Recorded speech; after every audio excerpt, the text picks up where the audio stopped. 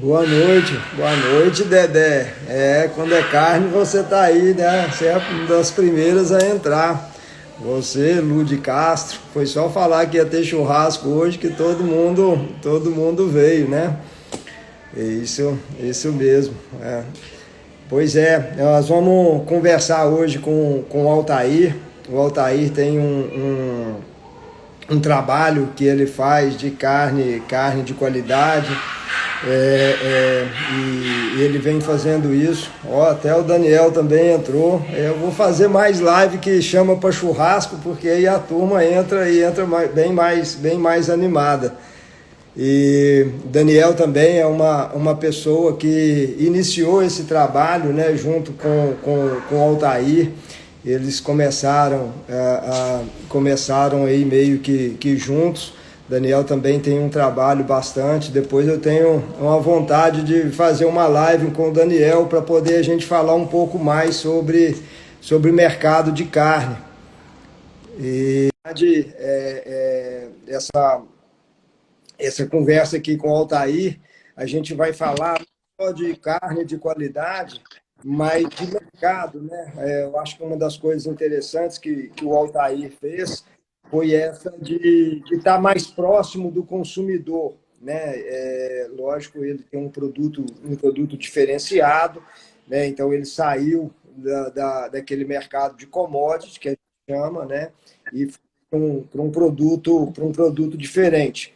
Mas o que mais me chama atenção nesse trabalho dele é essa questão dele estar mais próximo do consumidor, né?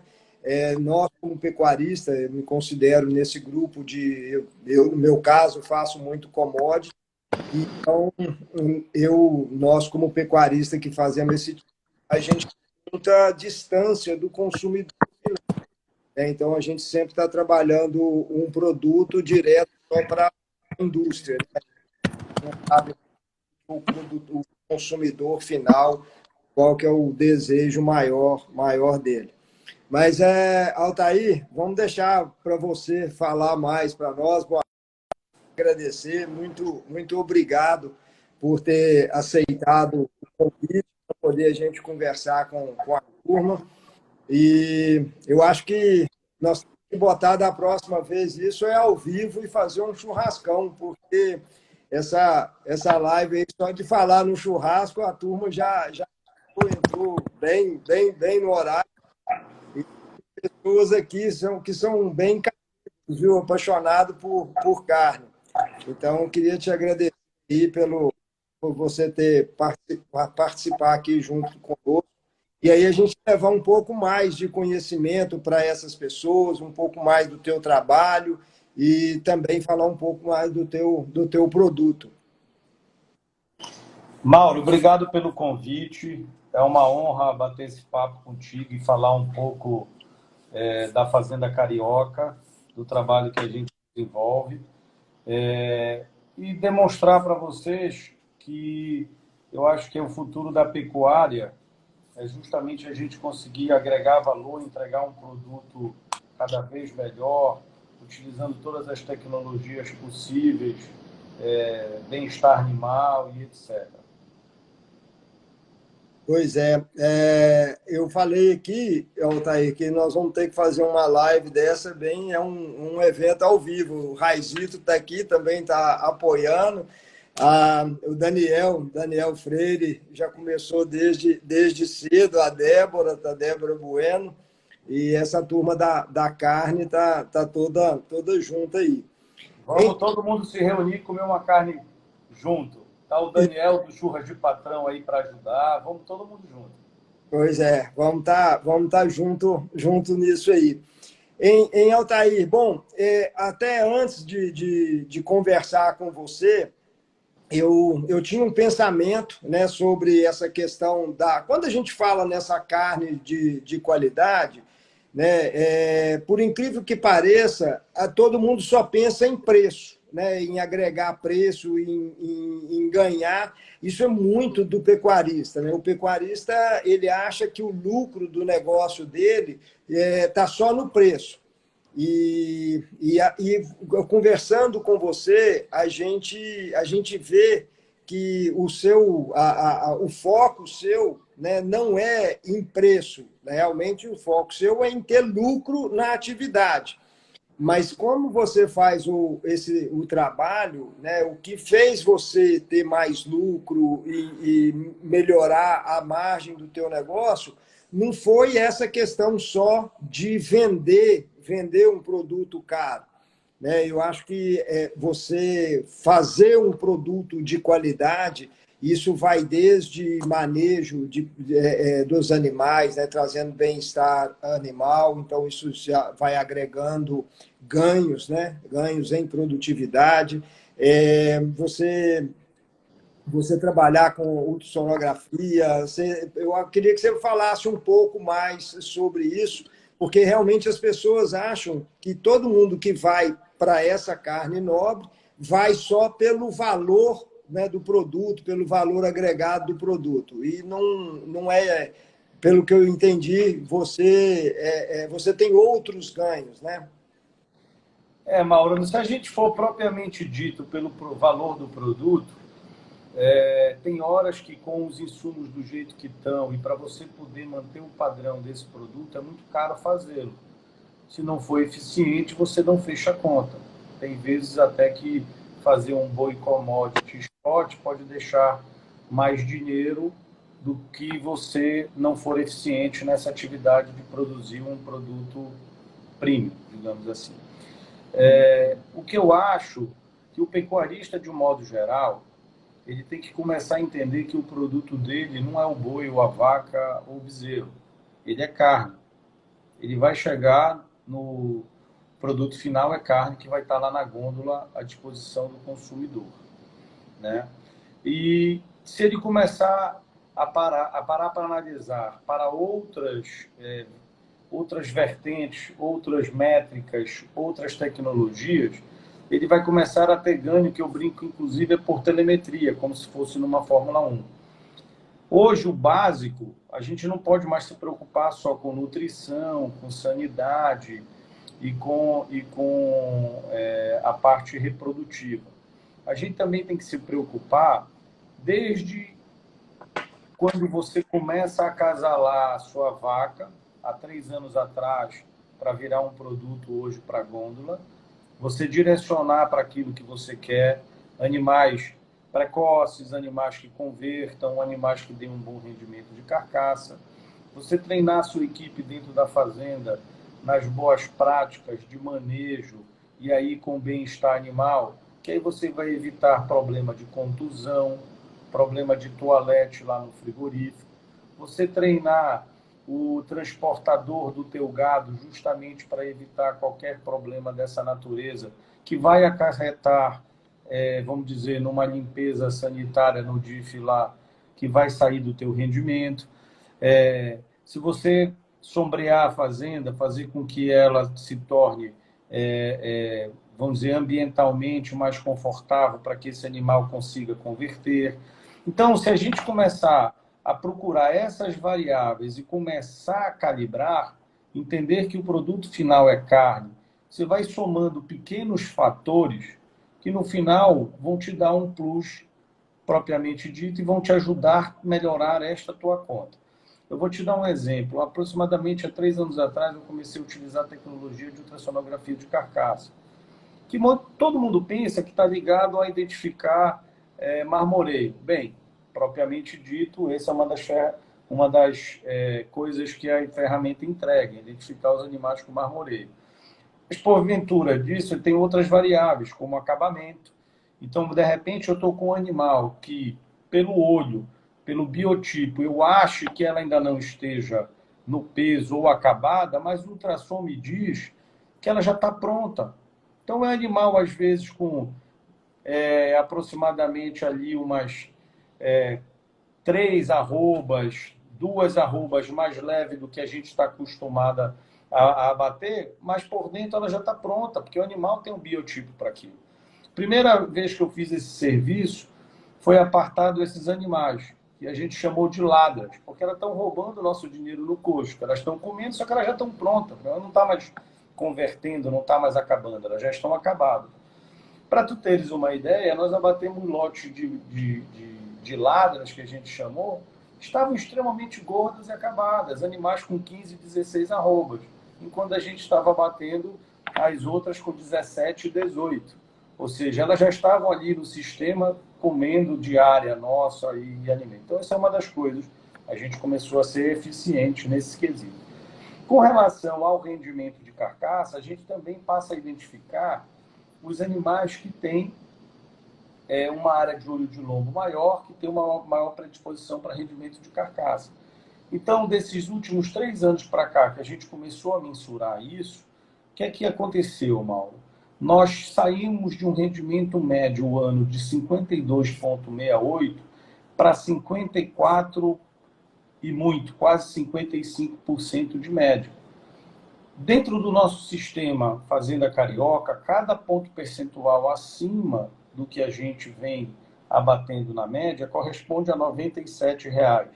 Se nós considerarmos R$ 100 para arredondar a conta e 2 pontos percentuais e meio que nós conseguimos aumentar ao longo desse período, isso corresponde a R$ 200, R$ 250 a mais por cabeça, sem nós não termos mudado absolutamente nada no nosso manejo, sem ter custado absolutamente nada. Nós só usamos a ferramenta para identificar os animais.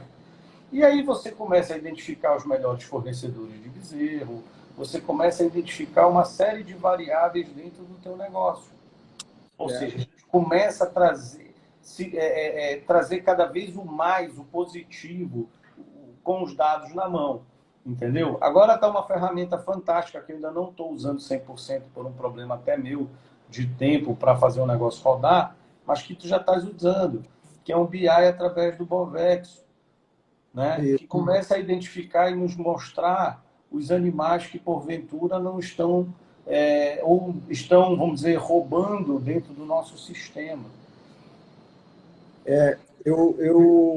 Eu acho que isso, por exemplo, a agricultura, né, a gente tem visto muito na agricultura a agricultura de precisão. Né? A agricultura de precisão, ela é o que as pessoas começam na colheita, né, eles começam a identificar, né, as coordenadas geográficas ali, aonde está colhendo mais, onde está colhendo menos, e depois as análises de solo, elas são feitas através dessa colheita, né? E aí o que eles veem, né, é que esses lugares aonde estão produzindo menos é porque eles têm que colocar algo mais, né, na fertilização, o fósforo, o potássio, sei lá, qualquer um desses que estão faltando. Então, a agricultura de precisão, ela é isso, é você colocar aonde está faltando, né? Então, o que você fala muito nessas ferramentas, tipo a ultrassonografia de carcaça, é sobre isso. Tem animais que estão prontos, né, e não tem o peso marcado por aquilo que você quer vender, mas eles já estão prontos para o abate. Então, significa que você não vende esses animais. Se você fica com eles dentro da propriedade, eles passam a dar prejuízo, pois eles já estão, vamos dizer, acabados, né? E não tem mais para onde colocar. Então, esse ganho de eficiência, ele é fundamental. Na verdade, isso é um produto, né, ou um protocolo que pode ser usado, não precisa ser usado só para quem tem, né, ou para quem está fazendo carne premium, mas para todos aqueles que estão no processo de recria e engorda, né, para poder dar acabamento nos animais. Outra coisa que você fala, e que é interessante, por exemplo, o acasalamento, né? Então, você já começa a direcionar os seus animais para aquilo que você está querendo desde quando você vai fazer esses animais. Né? Para quem não tem o sistema de recria e engorda, então o que você fala? Que você tem, né, você consegue identificar quais são os seus fornecedores que conseguem te fornecer, te colocar um produto de qualidade melhor. Então, tudo que você fala, todos esses elementos que você usa, que te traz um melhoramento na produtividade e, consequentemente, na lucratividade, são umas coisas que hoje os pecuaristas eles são contrários, né? Quando você vai falar com os caras em rastreabilidade, eles acham muito ruim, né? Então, porque não dá, porque é caro. E a rastreabilidade é mais ou menos um brinco e um bottom, né? O programa a gente já tem que ter. Então, esse custo ele é muito barato, perto disso aqui que você está falando. Por exemplo, se você trabalha, né, com uma ferramenta para poder... Que todo mundo, quando fala em rendimento de carcaça, a pessoa só quer o finalmente. Qual que é o finalmente? É ir lá na balança do frigorífico e mudar alguma coisa lá. Mas Pois é, mas e o meio do caminho para chegar naquilo? isso é impossível, né? Mudar isso lá na balança não tem condição. Você tem que trabalhar para que aquilo aconteça, né? Sim. Então, assim, mandar animais com acabamento, essa questão, né, de bem-estar, né, para trabalhar bem, manejar bem os animais dentro do curral, dentro da coisa, para poder fazer o embarque, esse transporte, ele ter mais qualidade. Então, são várias coisas que tem que se trabalhar para que realmente você vá, porque a diferença lá no final é muito alta. Nós estamos falando de algo em torno aí de R$ 250, né, por cabeça. Então, se a gente for analisar esses R$ 250 aí por cabeça, praticamente acaba uma das coisas que a gente tem muito, né, em quem faz recria e engorda, que é o ágio. Geralmente o ágio, né, nos bezerros, quando você compra um bezerro, é algo em torno disso aí, de 250 a R$ 300. Então, quando você tem esse trabalho bem Você feito, já consegue anular esse ágio. você consegue anular. Então, são mecanismos e ferramentas que você consegue. Agora, não dá para querer fazer isso só lá no dia de ir na balança e pesar lá na Sim. balança do frigorífico, né? Então, assim, e aí a gente fica fomentando, né, uma discórdia entre o produtor e a indústria, né? Então, assim, não adianta. Você quer ter rendimento melhor, você tem que fazer um trabalho. E é interessante que, pelo que você faz, o teu trabalho, ele começa desde a escolha do animal que você vai colocar nas suas vacas, né, para poder tirar bezerros de qualidade, né? Então, realmente, o teu trabalho ele vai muito além daquilo que a gente pensa, né? Porque na hora que a gente vê a tua carne, ali uma carne maravilhosa, uma carne muito gostosa, e a gente só pensa que você só tem esse trabalho, né, de tratar melhor dos animais, assim, tratar que a gente diz até em suplementação. Sim.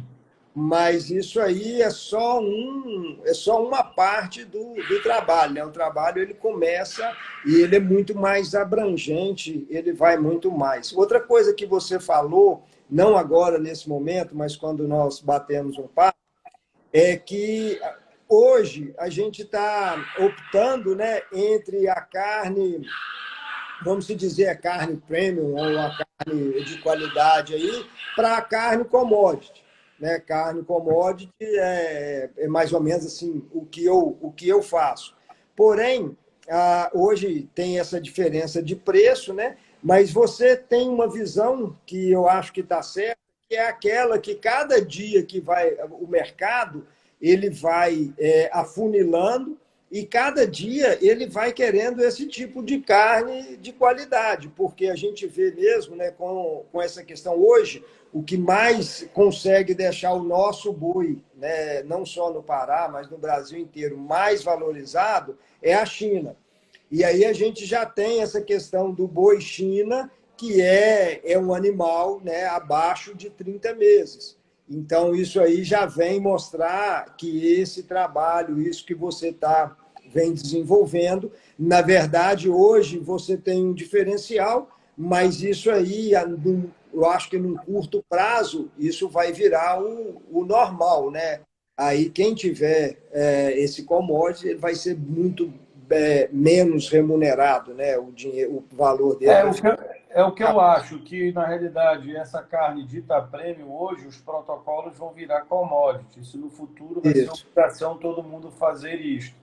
E quem não se enquadrar nisso será penalizado. E um dos fatores da idade, que é um fator para classificar como premium, a China hoje já exige para o commodity dela, entendeu? Então, daqui a pouco vai vir o acabamento de gordura, daqui a pouco começam a vir todas as outras variáveis.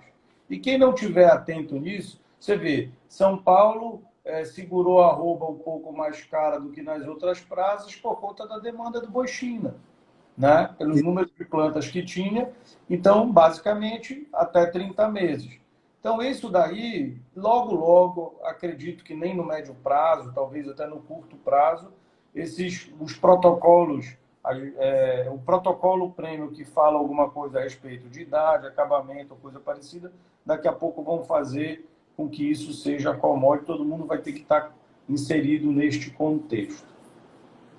Não, eu acho, eu não tinha, quando até te confesso que quando eu te chamei para poder participar, eu não tinha essa ideia de tanta coisa aqui que a gente falou. Foi ótimo ter conversado com você e aí também a gente levar para toda a turma que está nos assistindo, né?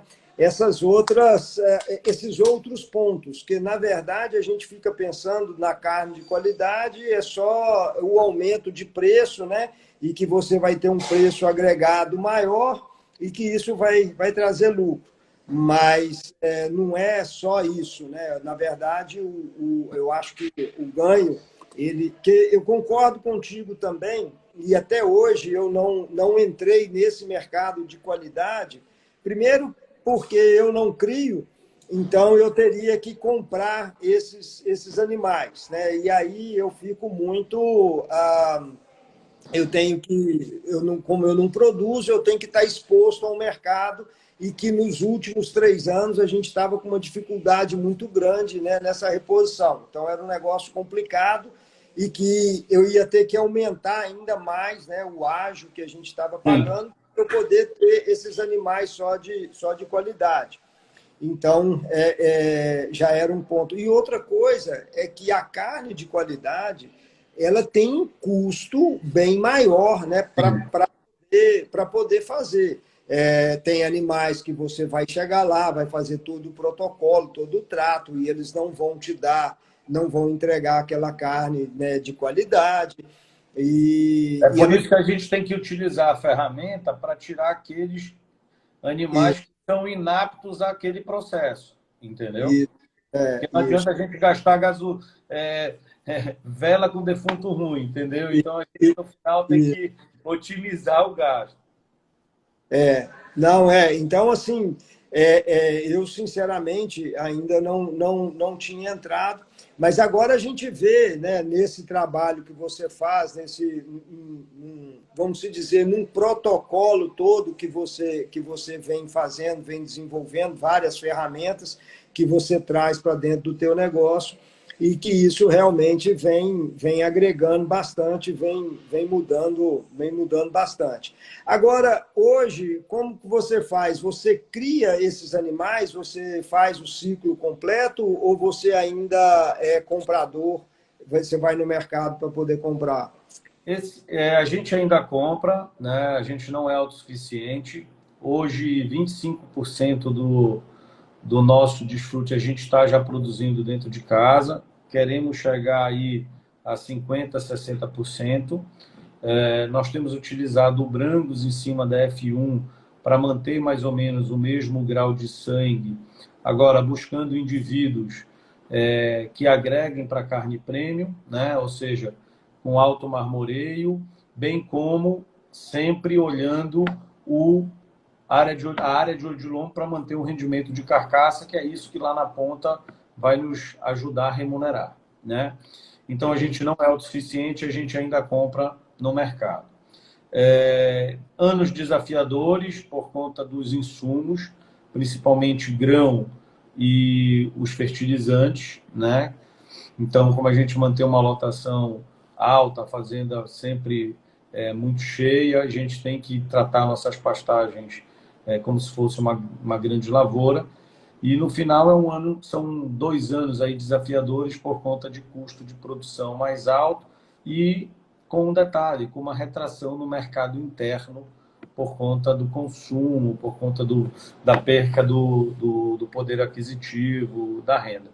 Então, o mercado de carne premium que a gente está inserido, apesar de ser, vamos dizer, uma carne mais cara, ela é mais cara para se produzir e tem outras variáveis que envolvem no consumo dela. Acho que toda a cadeia tem sofrido esses últimos tempos por conta desses insumos e etc. Mas nós estamos inseridos no contexto e temos que buscar alternativas para poder escapar. Dentre elas é a eficiência, ou seja, gastar com animal que converta, acabar animal, tirar animal que porventura não esteja dando o resultado do sistema, ou seja, é tentar maximizar e blindar ao máximo e fechar as torneiras, cortar aquilo que de repente seja desnecessário, não negligenciar algumas coisas. E eu acredito, Mauro, que o futuro para a pecuária de corte de um modo geral, daqui a pouco a gente vai estar produzindo o bezerro como produz um pinto de um dia, né? Fruto de um puta boi, de uma puta vaca, e virar ele por repetição, com a biotecnologia de FIV e etc.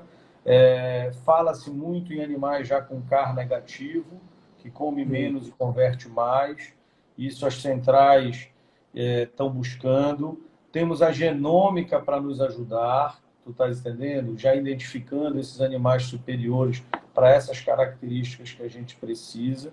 Então, eu acho que chegou um momento, justamente por nós estarmos competindo com a agricultura, nós estamos com grão caro, nós estamos com os insumos de um modo geral caro, a gente tem que se tornar mais eficiente para ganhar, produzir mais por hectare. E com isso a gente vai ter que lançar mão das tecnologias e buscar mais tecnologia. Aquilo que eu digo, o pecuarista agora vai ter que deixar de ser o mais tradicional possível e ter que buscar ser o mais tecnológico possível, entendeu? Utilizando todas as ferramentas disponíveis e buscando cada vez mais outras para que a gente se torne cada vez mais eficiente, meu irmão. Eu concordo contigo, mas assim, uma das coisas que ainda me deixa tranquilo é porque a gente tem nós temos muitas ferramentas ainda que a gente usa e nós vamos ter que usar. Agora, entrou aqui há pouco o Armando Neto, e o Armando, há mais de, sei lá, acho que uns 15 anos atrás, quando começou a fazer um trabalho muito em cima da genética, avaliando e analisando os animais dele, e ele fez um trabalho muito bem feito nessa linha. Hoje a gente também tem em Paragominas o Felipe Balestrelli, que também está fazendo um trabalho desse de avaliação, como vários outros, né? Mas a genética é realmente um fator, né? um dos, mas essas outras ferramentas, né, que você já vem usando, eu estou trabalhando muito essa questão do BI, né? Porque no meu negócio, o ganho de peso ele é fundamental, né? Então a gente tem que correr muito atrás desse ganho de peso.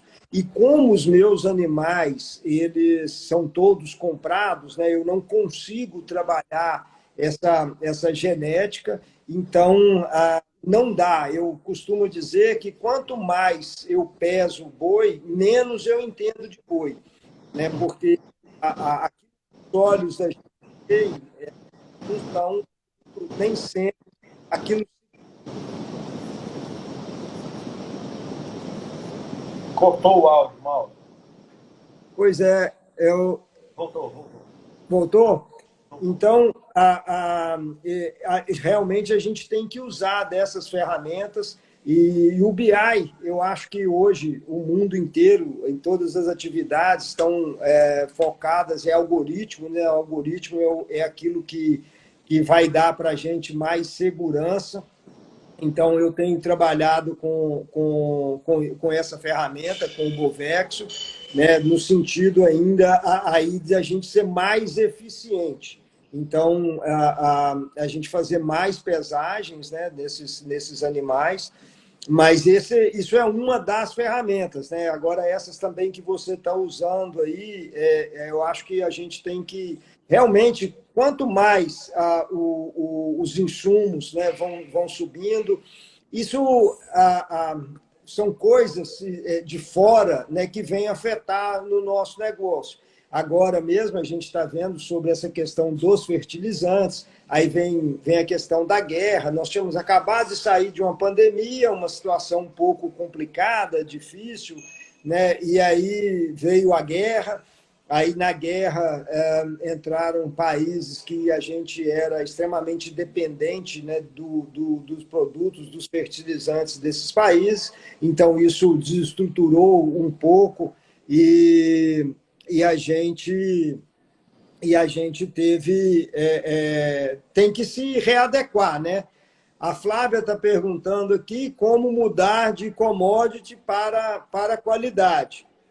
E você acha que essa mudança ela vai além, né, você tem trabalhado essa questão, né, do bem-estar, você tem trabalhado a genética, você tem melhorado o manejo, mas eu acho que uma das coisas que influencia muito nessa mudança é a alimentação, né? Não só de suplementação, mas de capim também. Você tem trabalhado isso também lá na Fazenda Carioca, né?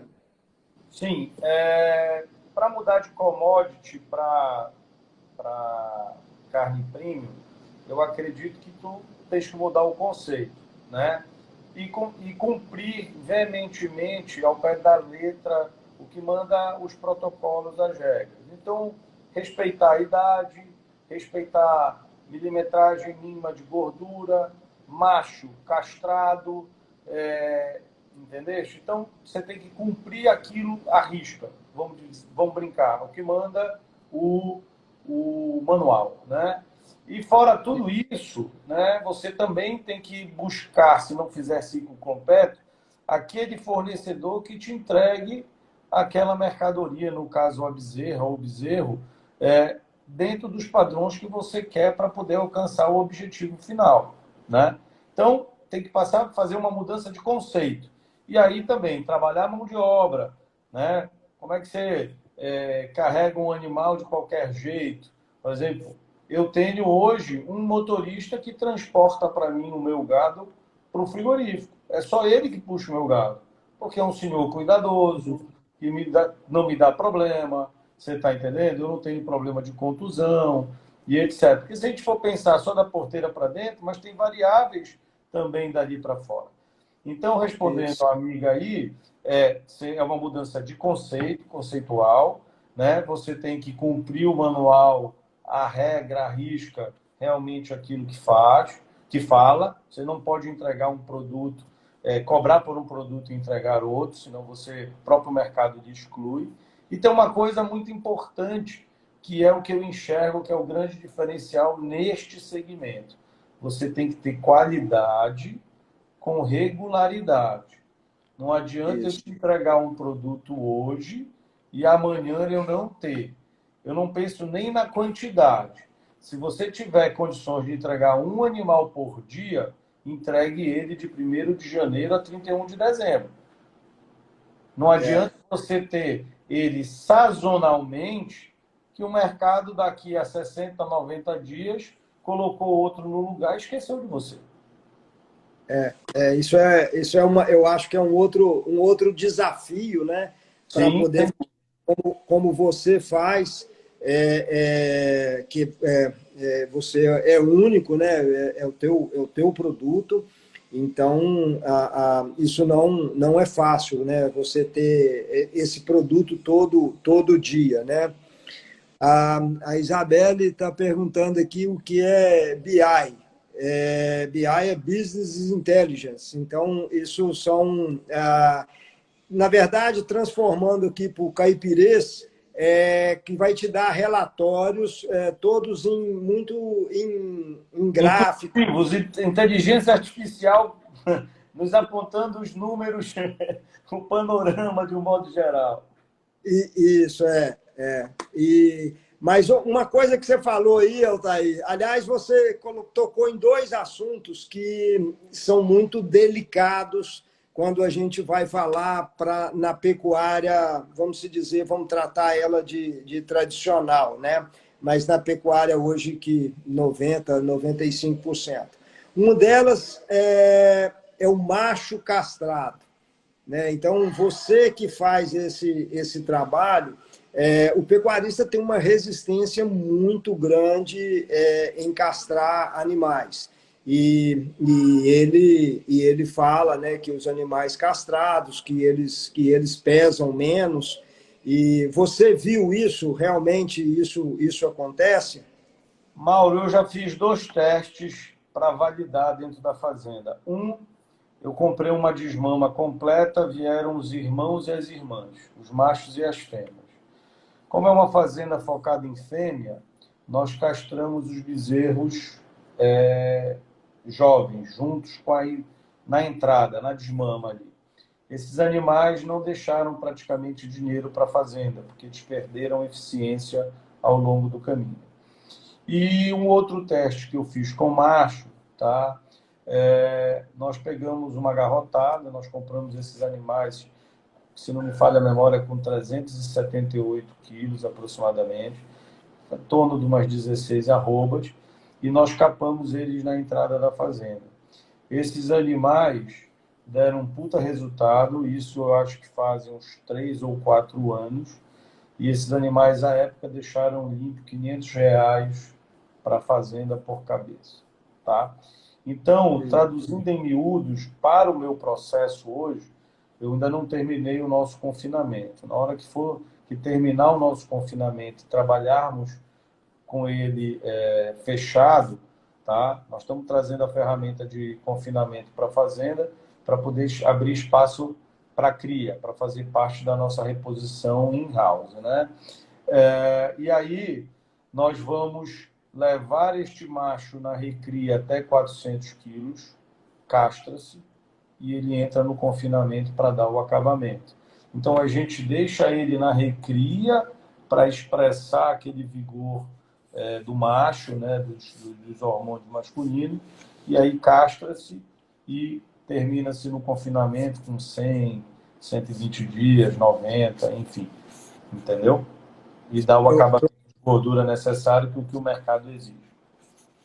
Eu acho assim, isso aí foi na verdade, um atraso que nós tivemos na pecuária. Eu não sei há quanto tempo que você mexe com pecuária, que você trabalha com pecuária, mas eu nasci dentro disso, dentro da pecuária. E no passado, década de 70, o boi inteiro ele começou a existir e ter mercado a partir princípio da década de 80. Até então, todos os animais eram castrados. E uma das coisas que fez o boi inteiro, o mercado ter boi inteiro, era que o Nordeste, naquele tempo, era vendido, lá eles chamavam, e eu vi isso aqui também no Pará, que quando eu mudei para o Pará, em 1982, eu fui trabalhar num frigorífico. Uhum. E era vendido, naquele tempo, as bandas. No Nordeste era vendido banda. Aqui ainda tinha traseiro e dianteiro, né? E o preço de traseiro era um, o preço do dianteiro era outro. No Nordeste era muito vendido, era vendido as bandas. E tanto fazia, tanto o preço do dianteiro quanto o preço do traseiro a mesma coisa.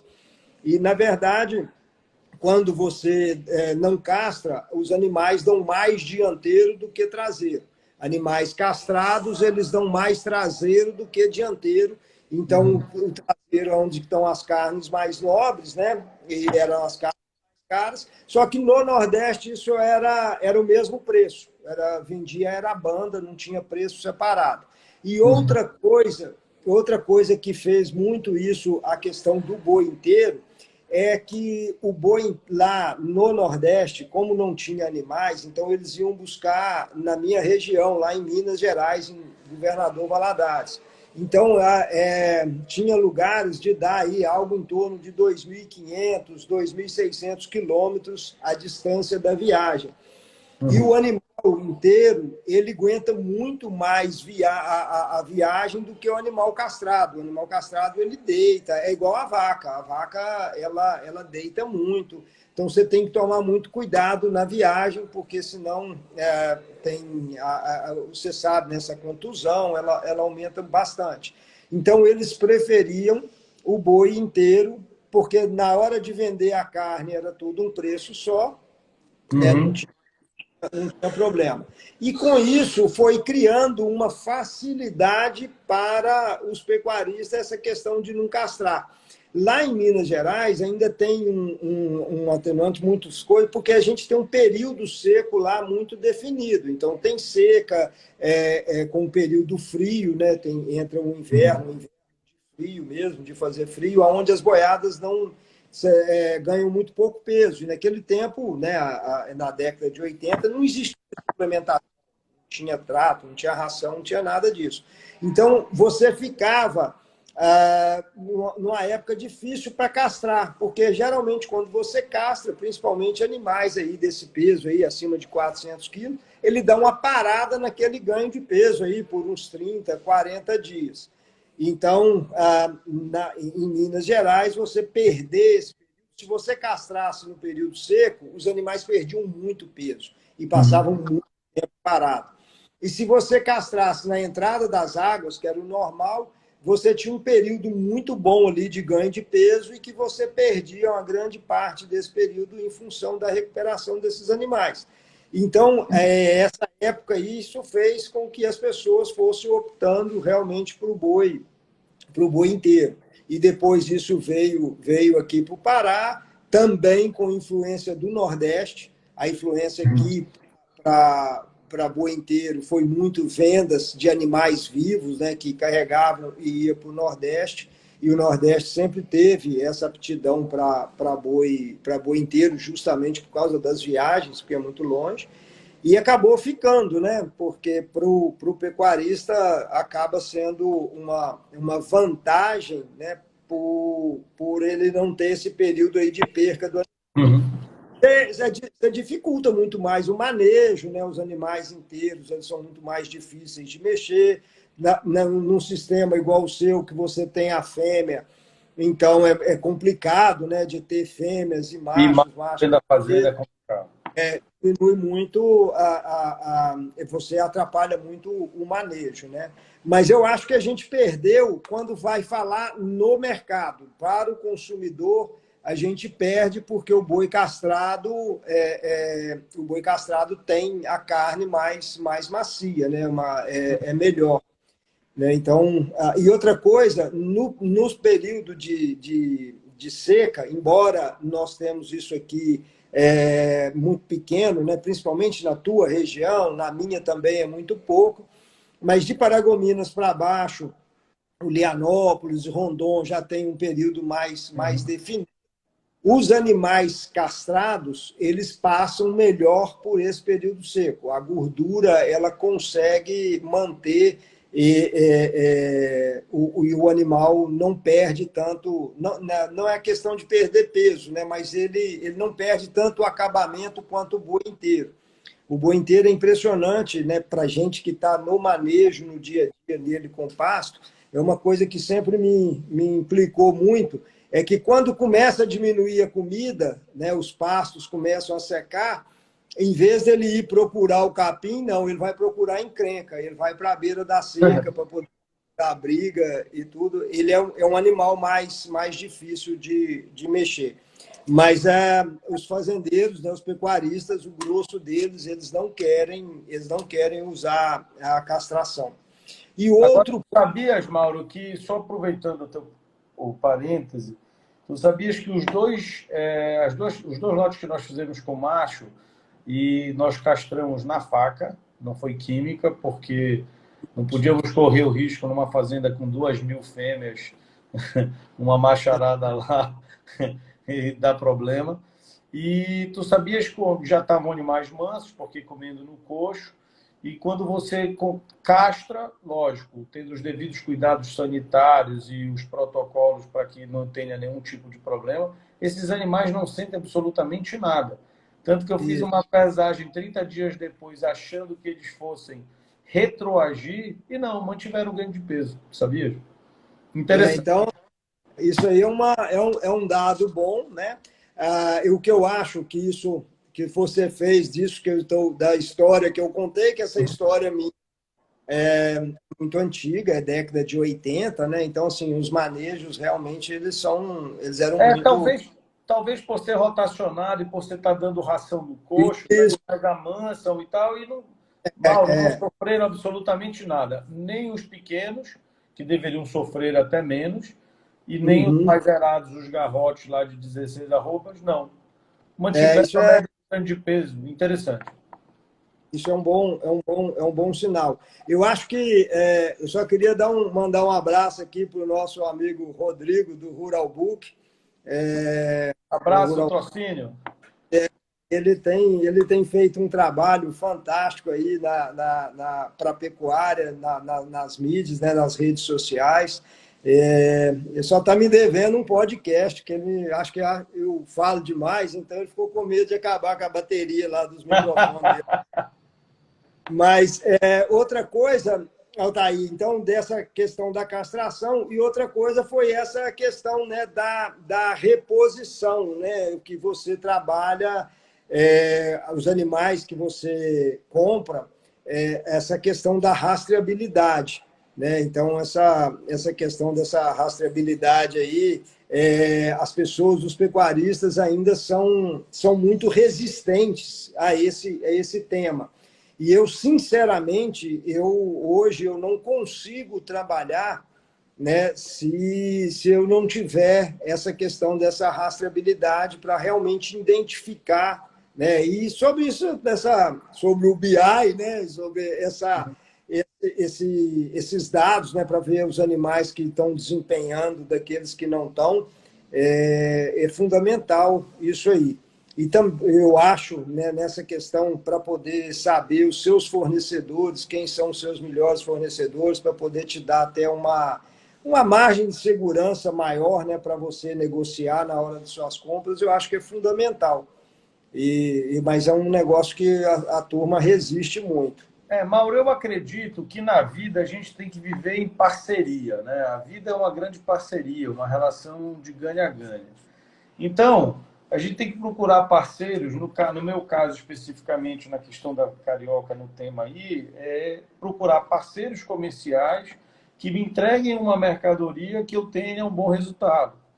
Então, para isso, eu também tenho que remunerar bem este cara, né? Eu tenho que ser justo para, vamos dizer, contemplar o trabalho que ele faz, né? Eu não posso comprar um bezerro que me dá um resultado melhor do que o outro, né? Mais barato ou maltratá-lo no preço se o outro não me dá o mesmo resultado. Você está entendendo? Muito pelo contrário, eu tenho que, como é que se diz? Prestigiá-lo para que ele continue galgando, melhorar cada vez mais, porque, como eu disse, é uma relação ganha-ganha. E o mercado vai estar cada vez mais segmentado, Mauro. Eu acho que vai existir o produtor de um bom bezerro que vai entregar para um recriador, que daqui a pouco vai entregar para um terminador lá no confinamento, entendeu? E ele vai enxergar que o boi ou o garrote proveniente da propriedade do seu fulano é melhor do que o seu ciclano, que vai passar dias mais. Por exemplo, a utilização da ferramenta de ultrassom, vou frisar, um dia a menos de coxo na minha fazenda, paga a ferramenta. É. Entendeu? Então, a gente tem que entender qual é a relação custo-benefício, para, inclusive, remunerar melhor esse fornecedor do bezerro bom, né? E Se a gente ficar só tentando atento ao custo, custo, custo, daqui a pouco a gente começa a cortar o benefício, né? o Comprando que eu... tal bezerro gabiru e etc. Que vai passar 3 anos, 4 anos na fazenda lá e tu joga isso em diárias. Mas às vezes você paga mais caro por um bezerro que em 8, 10, 12 meses, 14 meses você está batendo. Então, É, essa conta também precisa ser feita. E acho que a gente tem que valorizar também esse fornecedor e ele ser nosso parceiro. Ele ganha na atividade dele, eu ganho na minha, e assim todo mundo ganha e o negócio se torna perpétuo, né? Vira um círculo virtuoso. pois é, então, mas nesse caso, você tem que ter a rastreabilidade, né? Que é Sim. outra, eu acho que é outra coisa que os pecuaristas têm uma resistência muito grande. Mas ela é fundamental dentro desse processo, né? Sem dúvida. Inclusive, já teve fornecedor meu em que eu já apontei para ele um ano em que a desmama dele foi mais leve do que os anos anteriores, ou também que foram melhores do que dos anos vinham numa crescente. Teve um especificamente que vieram 2 ou 3 anos, ele veio diminuindo o peso dele de desmama onde a gente comprava, e aí nós fomos lá fazer uma visita, ele estava com um problema de manejo na fazenda, a fazenda estava praticamente, vamos dizer, sem pastagem, pegamos aquelas secas e etc. Né? Fomos, identificamos isso. Uma coisa como já aconteceu, de um ano para o outro, o fornecedor entregou uma bezerrada melhor, mais pesada, comprei uma desmama desse cara com 8 meses de bezerra de 278 quilos de média, né? Maravilhosa. Ele utilizou um touro melhor, não foi só pelo preço, e ele teve o resultado, e eu, com 8 meses, 7 meses, estava terminando essa bezerra e colocando no mercado. Certeza que esse touro que ele usou foi o apetrecho. Um Aí dois, pode entrar aqui, o eu vi. apetrecho acabou de entrar aqui, né? Eu ia falar para ele que ele deixou de vender sêmen do boi dele porque não participou da live. Pois eu vou te contar uma do apetrecho. Nós compramos uma desmama do Baixo Amazonas. E pela amizade, pelo compromisso com o Guilherme, todos os animais que abatíamos filho do apetrecho, dessa origem, a gente apresentava para ele o relatório. Tu sabias que eu tirei novilha desse lote com 60% de rendimento de carcaça? Ah, agora ele vai até subir o valor Da da dose. dose, né? Daqui Outra a... coisa importante da rastreabilidade, Mauro, eu comprei umas bezerras de um amigo que faz gado PO e vende touro. E nós passamos ultrassom e, por ser amigo, a gente tem que falar, e disse, olha, nós analisamos a tua bezerrada e vimos que ela tem uma área de olho de lombo achatada. Tu deverias dar atenção para isso, até porque tu vendes touro, né? E como você vende touro, o teu bezerro lá na frente, o bezerro lá na frente, filho desse touro, vai se tornar boi, e se ele tiver um rendimento de carcaça melhor, o cara fideliza e volta a comprar contigo. 6 meses depois, ele me pediu o telefone e trouxe o pessoal para dentro da fazenda, passou o ultrassom. Identificou, começou a corrigir também para a área de olho de lombo. Eu já abati o animal dele, né, meio sangue Angus nas vacas dele, com 60% de rendimento de carcaça. Ou seja, em uma geração, 2 gerações, ele conseguiu direcionar para isso. Ou seja, o touro que ele está vendendo hoje, zebu, não vou dizer a raça, mas que ele está disponibilizando para o mercado, vai fazer bezerro que vai virar um boi com rendimento de carcaça melhor do que outros. Pois é, eu fico muito feliz porque eu adoro pecuária, amo pecuária e acho que a gente tem muito o que melhorar, né? E esses dados, né, esses números que você mostra, que são o uso de algumas ferramentas, né, que a gente vê o quanto que consegue melhorar, né, principalmente nesse rendimento de carcaça. E isso é uma coisa boa, porque, na verdade, todo mundo quer rendimento de carcaça, mas só no final, só no dia da pesagem lá do frigorífico. Né? E a gente tem que fazer realmente trabalhos desde a escolha, né, do touro. Então, o que a gente vai vendo é que uma coisa é ligada à outra. Né? Então, a gente tem a rastreabilidade, ela é fundamental, porque toda hora que a gente vai falar em alguma tipo rastreabilidade, qualquer coisa, ou bem-estar, logo o pecuarista quer saber quem é que vai pagar, se vai aumentar o valor, né, da arroba dele.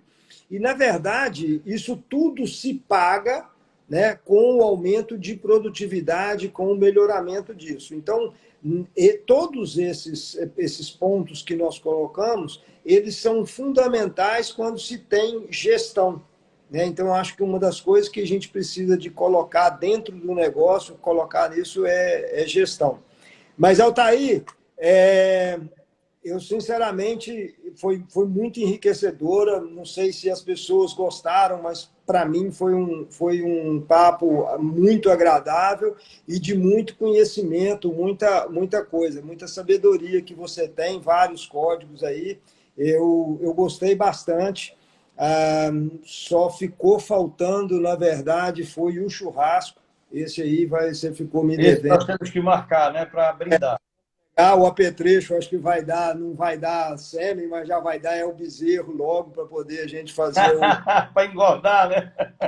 É, se for o caso, ele vai dar até uma foto lá da Carmen para nós agregar valor nesse.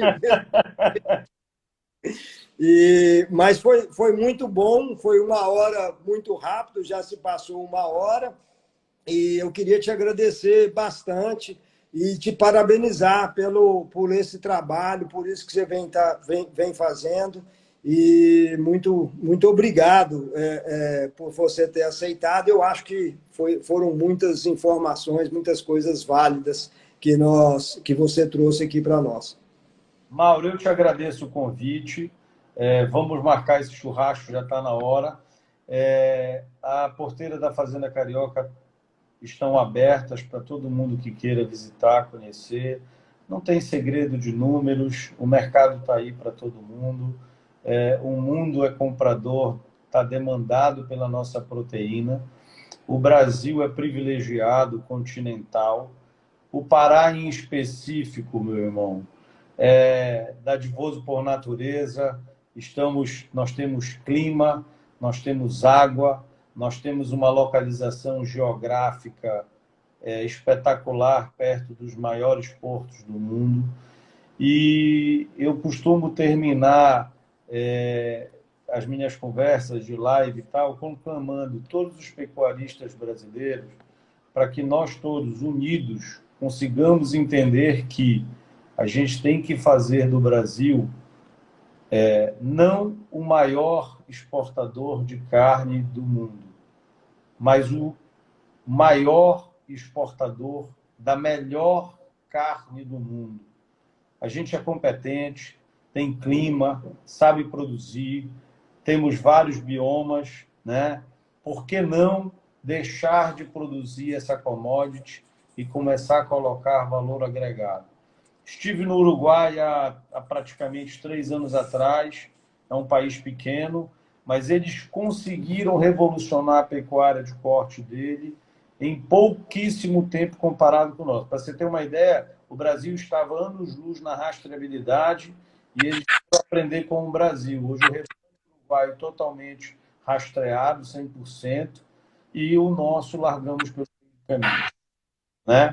O Uruguai, apesar de ser livre de febre aftosa com vacinação, ele alcança os maiores mercados do mundo. Talvez o mercado mais fechado do mundo hoje, que é o Japão. Mas pela qualidade do produto dele, o Japão abriu exceção e importa deles a carne. Então, o Brasil tem terra, tem gente, está aí a nossa agricultura dando aula no mundo inteiro. Vamos trazer isso para a pecuária. Vamos produzir a melhor carne do planeta. Nós temos condições, sim. E o Pará, privilegiado por natureza, por questão geográfica, e eu conclamo a todos que a gente, unidos, consigamos alcançar esse feito. Tá. Eu acho que é isso mesmo. O Armando Neto voltou aqui. Eu acho que o Armando Neto voltou porque está tendo liquidação de sêmen do apetrecho aqui. Eu acho que vamos colocar ele aqui para comprar. Mas então tá, Altair. Eu, mais uma vez, muito obrigado e um grande abraço para você. E vamos, agora só ficou faltando só o churrasco. Boa Abraço, noite. irmão. Vamos marcar de degustar essa carne junto. Então, Obrigado. obrigado, um abração. Boa noite. Tchau, tchau. Boa noite a todos.